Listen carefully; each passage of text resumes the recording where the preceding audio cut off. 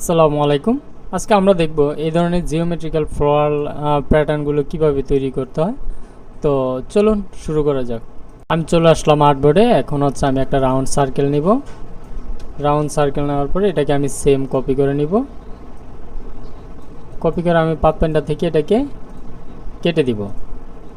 এরপর স্ট্রোকটা বাড়িয়ে দিলাম। স্ট্রোকের পাশে ইউনিফর্ম থেকে আমি ইউনিটি হোয়াইট দিয়ে দিলাম এবং এটাকে হচ্ছে ঘুরিয়ে দিব।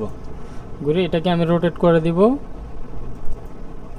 -15 ডিগ্রিতে। আমি এটাকে রোটেট করে কপিতে দিব। এরপরে কন্ট্রোল ডি প্রেস করলে এটা অটোমেটিক্যালি কপি হবে।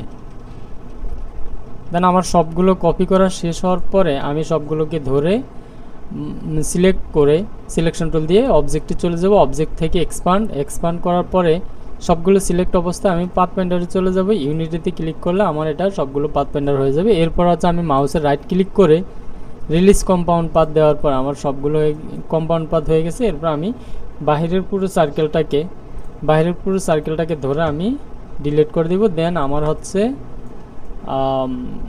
জিওমেট্রিক্যাল ফ্লোরাল প্যাটার্নটা হয়ে গেল। যদি আপনাদের ভালো লাগে লাইক করবেন, কমেন্ট করবেন, শেয়ার করবেন। ধন্যবাদ সবাইকে।